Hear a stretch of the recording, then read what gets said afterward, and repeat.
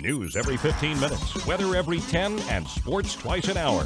Newstalk KGVO, AM 1290 and 101.5 FM. You're listening to Montana Morning with Peter Christian. A sheriff's deputy shoots and kills a man after being stabbed. Good morning, everyone. It's Montana Morning. Thursday, July 28, 2016 is another lovely morning in western Montana. Summertime, 61 degrees. In Missoula right now, just a few clouds hovering around the foothills. Aside from that, it's beautiful outside. And the sun's coming up a little bit later every day. Our newscast this morning, sponsored by Transport Equipment, your headquarters for RV service, maintenance, and repair, located just south of the Y next to the Axemen at 9300 Inspiration Drive. Our top story across the state this morning. A Phillips County Sheriff's deputy shot and killed a man during a confrontation along U.S. Highway 191 southwest of Malta. The Department of Justice says Deputy Alan Guderjan was stabbed several times and is now recovering at a Great Falls hospital. The DOJ says Guderjan responded to a call about a suspicious man walking along the highway early yesterday. When Guderjan confronted the man, the suspect attacked and stabbed him. Guderjan shot and killed the suspect. The man's name, age, and hometown have not yet been released. Carrie Garment, a spokeswoman for Benefis Health System, told the Great Falls Tribune that Guderjan was listed in good condition as of yesterday afternoon. The State Division of Criminal Investigation is investigating that confrontation. The Montana Department of Justice has cleared former Missoula County Attorney Fred Van Valkenburg of any criminal activity for removing personal items from a secure storage room in the Missoula County Administration Building. Van Valkenburg offered this comment. I think it was some bad judgment on the part of Kirsten Papps, the current county attorney, to publicly talk about this. I mean, she could have simply called me on the phone and asked me about it at the time. For whatever reason, she wanted to try and create some controversy at the time she had her press conference or put out her press release in regards to this matter. Van Valkenburg says he's asking for an apology. I think at this point, she ought to apologize not only to me, but to the Attorney General's office and the Division of Criminal Investigation for wasting their time having to go through this matter. It's just inappropriate. Van Valkenburg said if Papps does apologize, he would accept it and put the matter behind him. High cherry prices across the nation have helped cherry growers in northwestern Montana stay afloat, even as recent heavy rains have damaged some of the local crop. The Missoulian reports that president of the Flathead Lake Cherry Growers, Bruce Johnson, said the rainfall has forced orchards to do more sorting to cull out cherries, but growers are still able to pick because of the high prices. Big Fork grower Dale Nelson says prices are $55 to $62 a box, nearly double the usual mid-$30 range. The Flathead Lake harvest will continue for less than a week. Johnson's group is a co-op comprised of roughly two-thirds of the area's nearly 90 commercial orchards. He expects the 2016 crop to be about 2 million pounds. Missoula police are trying to find two men suspected of hitting and robbing a man on the California Street footbridge, according to Police Public Information Officer Travis Welsh. The attack occurred about 7:30 Tuesday evening. He was walking across the bridge when he stopped to speak to a male who had engaged him and asked him for some money.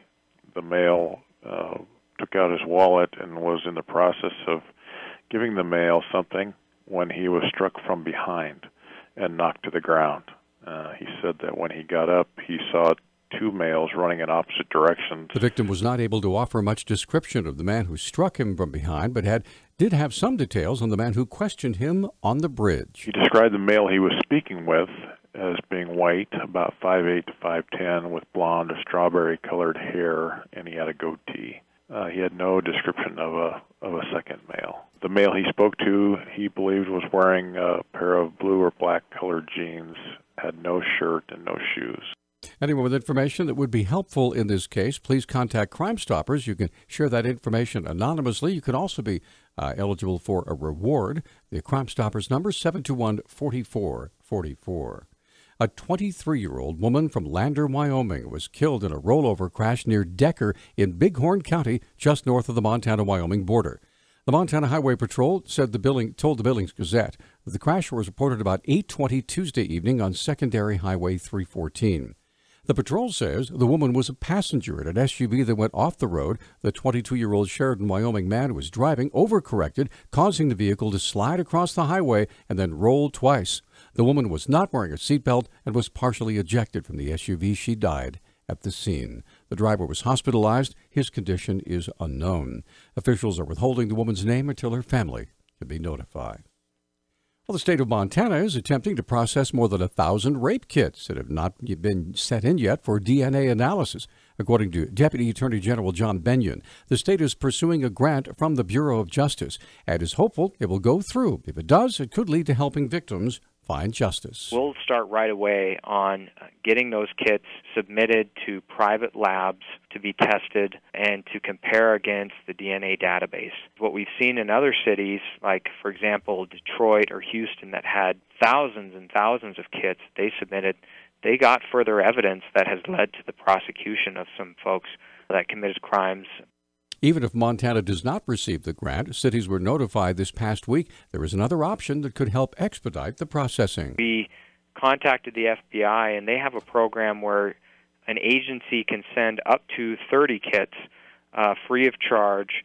And so we're contacting those agencies that have the kits and letting them know about that opportunity. And we hope to, out of the 1,400 kits, deal with about 300 kits through that process. According to Benyon, bigger cities like Missoula, Billings, Great Falls, and Bozeman have the largest backlog of unprocessed rape kits. Lewis and Clark County officials have suspended the search for a stunt motorcyclist who crashed while trying to ride across Canyon Ferry Reservoir. Sheriff's Captain Jason Grimace said the search was suspended Tuesday to allow search teams to rest and develop a new game plan. Crews searched for 3 days for 19-year-old Blake Becker of Clancy, who apparently sank while trying to ride a modified motorcycle across the water on Saturday night. Becker had apparently ridden the bike 17 miles across the water earlier in July and was trying to duplicate that effort at night. Officials say he was wearing a lighted helmet and a life vest and had a spotter boat nearby when he crashed. Grimace says searchers were unable to find any clues that would lead them to send divers into the water. The Montana Shooting Sports Association has officially endorsed Republican Greg Gianforte for governor. MSSA President Gary Marbut said, in his view, Gianforte best represents the interests of gun owners in Montana. Gun owners generally know we've had some problems with incumbent Governor Steve Bullock, who has vetoed a bunch of the bills that we worked so hard to get through the legislature on behalf of Montana gun owners, and so we need something different. Marbut provided the criteria used by the MSSA to determine the best choice for governor. We evaluate these governor candidates based on political history and on what they say in their candidate questionnaires when they return their candidate questionnaires to us. Governor Bullock did not return his candidate questionnaire, but we do have his political history. That is, he's vetoed too many of our bills. Marbut also said he'll be offering another of his organization's very popular classes on gun safety coming up August 14th. To register, and you should do that early, they fill up fast, call Marbut at 549-1252 or send an email to gary@marbut.com. Our News Talk time is 6:13. News Talk, KGVO. Missoula's official weather station. Ample sunshine today with our high temperatures in the low 90s. We'll have a wind out of the west-northwest at 5 to 10 miles per hour. Mostly clear tonight, lows in the upper 50s. Mid to low 90s on tap Friday and Saturday, highs in the 80s by Sunday. I'm meteorologist Brooke Foster, KECI 13.